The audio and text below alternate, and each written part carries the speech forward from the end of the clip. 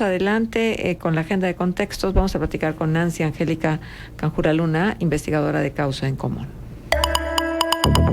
La voz de los protagonistas. Contacto telefónico.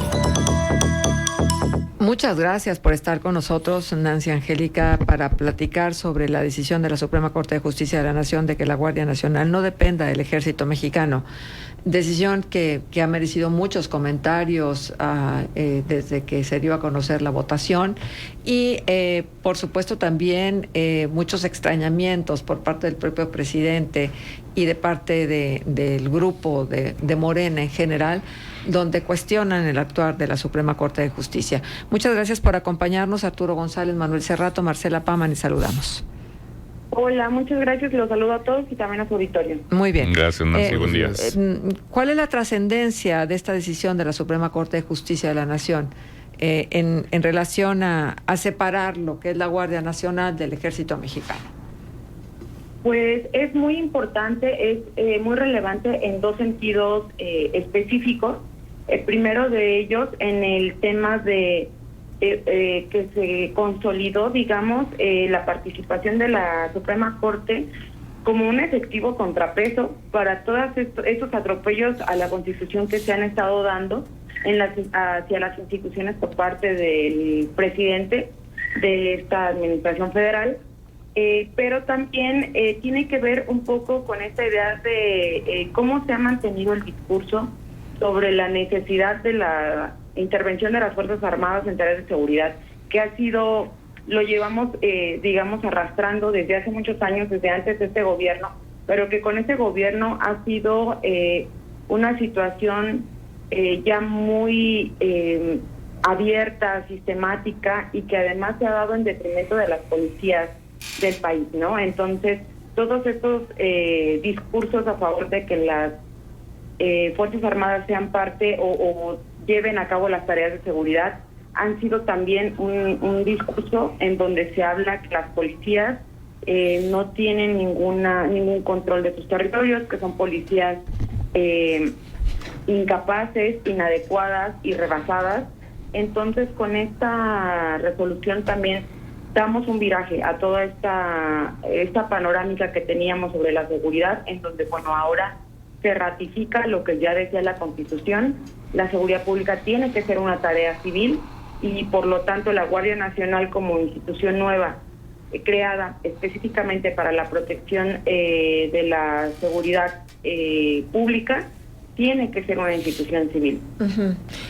Ha habido evidentemente opiniones encontradas, ¿no? Los que siempre han estado a favor de hacer esta separación y los que piensan que este es un ataque de los conservadores. De hecho, por ejemplo, Gerardo Fernández Noroña, diputado, dice que la ofensiva que los conservadores realizan desde el Poder Judicial continúa y que la determinación de declarar inconstitucional que la Guardia Nacional pertenezca administrativamente a la Sedena va encaminada a lograr el desmantelamiento de la Guardia Nacional. Y termina el tuit diciendo: no lo conseguirán.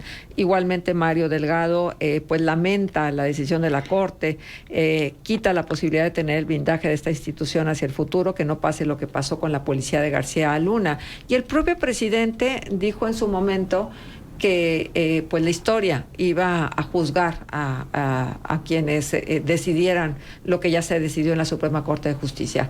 Estas opiniones, que son evidentemente políticas, ¿están vinculadas con lo operativo de lo que significa la decisión? ¿Te parece a ti que hay justificación? No, definitivamente es lamentable que exista esta cerrazón dentro de, digamos, esta esfera más elevada en el gobierno sobre los resultados incluso que ha dado. Yéndonos un poco más allá de la parte legal, que efectivamente está meramente probado la inconstitucionalidad de que la Guardia Nacional esté dentro de la Secretaría de la Defensa Nacional, toda vez que como institución garante de la seguridad pública debería ser una institución civil. La otra está en los resultados. Todo este tiempo, desde que, para empezar, la Guardia Nacional fue prometida como una institución civil, que además había sido digamos, una propuesta distinta después de que se rechazó la Ley de Seguridad Interior y todas las situaciones que hubo con la Gendarmería Nacional. Y ahora, como fue pasando el tiempo, nos dimos cuenta que la institución siempre estuvo concebida como una institución militar y que después pasara ya a través de, primero de esta iniciativa que tuvo el presidente y después con este decreto, que ya pasara, digamos, directamente a Sedena, cuando ya habíamos visto todo este proceso en el que las transferencias de personas se habían dado a través de Sedena, que su capacitación también había sido de esta manera, que todo estaba apuntado hacia la militarización, pues también habría que ver este tema de los resultados que hemos tenido, si efectivamente ha mejorado la seguridad, ha disminuido la violencia homicida como debería ser, se ha enfrentado esta gran corrupción que se señaló que había en Policía Federal, y si ahora tenemos una institución más eficiente, más efectiva y que además tenga, digamos, con este respaldo de la Sedena, la haya fortalecido, y vemos que no, al contrario, toda esta transición, todas estas actividades han debilitado al ejército, lo han puesto en una situación en la que no solamente no están enfrentando de forma directa a la delincuencia organizada, sino que pareciera que sí se están enfrentando directamente a todas las problemáticas que conlleva estar en constante contacto con la población. Hemos visto esas problemáticas por sus actuares en cuanto a derechos humanos, violación de derechos humanos, que ha sido grave, que ha sido también que ha costado vidas humanas civiles inocentes, y también no se ha visto el resultado, ¿no? Cuántas estructuras criminales han sido desmanteladas, cuál ha sido el resultado en cuanto a la pacificación de estas comunidades que tenemos ahorita identificadas como puntos rojos, cómo ha mejorado la seguridad en Guanajuato, cómo intervinieron para evitar la violencia, poniéndonos un ejemplo muy puntual. En las playas de Acapulco durante Semana Santa no se logró nada. Se dio un atentado en una playa pública en Caleta con 8 civiles muertos.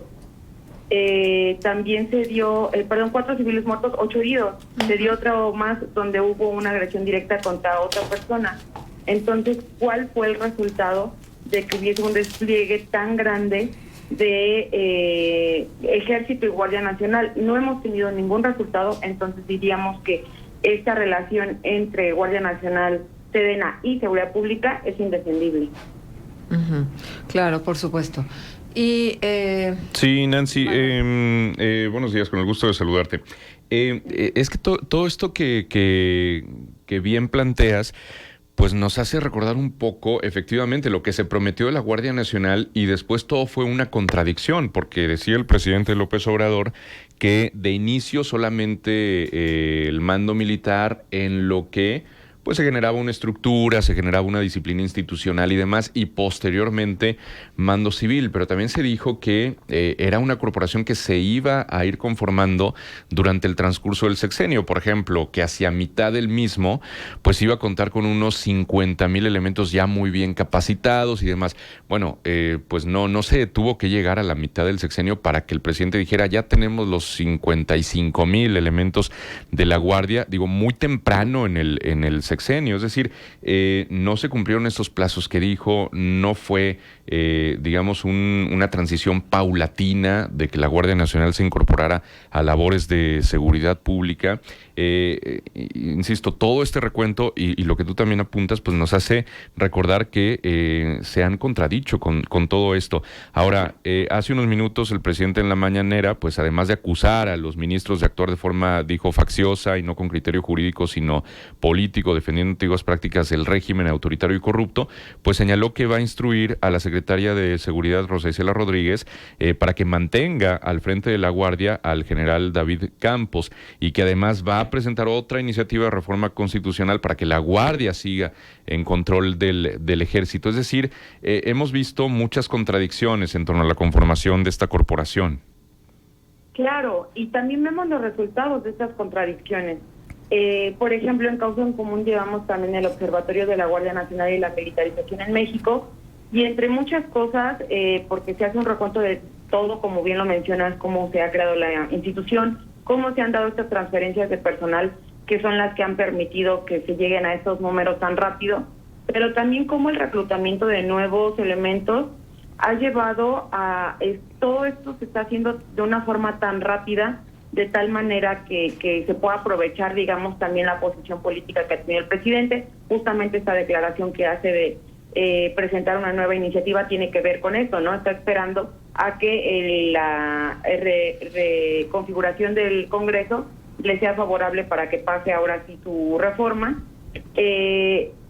Nos lleva también a una falta de capacidades de los nuevos elementos. Vemos con mucha tristeza la cantidad de accidentes en los que se han visto involucrados las guardias nacionales en los vehículos que utilizan, y que son accidentes mortales, en donde hay una cantidad de víctimas impresionante, y que a la hora de hacer alguna, de solicitar una explicación o que se hable un poco de por qué se dieron los hechos, muchas veces la respuesta es falta de pericia del conductor. ¿Cómo podemos entender esta parte en esta falta, en esta creación institucional al vapor? Además que efectivamente estas contradicciones cada vez se ven más firmes, ¿no? Empezamos con un discurso en el que estaba mal la militarización, en el que estaba mal el combate directo a la delincuencia organizada, en donde se hablaba mucho de las causas primigenias de la violencia, y donde ahora lo único que tenemos es un discurso donde se golpea constantemente a las policías, donde también se habla de corrupción, pero al mismo tiempo vemos que la Sedena está acaparando más y más funciones que son de carácter civil, que incluso en los temas de seguridad también se ha visto este derroche de recursos económicos, en donde no sabemos ni dónde está la austeridad, no sabemos dónde está tampoco la transparencia, tampoco sabemos qué ha pasado con algunos señalamientos de corrupción que ha habido, porque simplemente se dice no es cierto, eso no existe. Prácticamente se nos está llamando como sociedad a cerrar los ojos. Ustedes cierren los ojos y dejen que esperen que pase lo que tenga que pasar, y lo que está pasando es nada, es la simulación total, ¿no? No hay una estrategia de seguridad como tal, no hay un combate frontal, no hay una atención tampoco a los orígenes de la violencia que tanto pregona el gobierno federal. No hemos visto, por ejemplo, que haya campañas de salud mental, de integración familiar, de seguimiento a violencia interna, violencia de la comunidad. Nada de eso existe.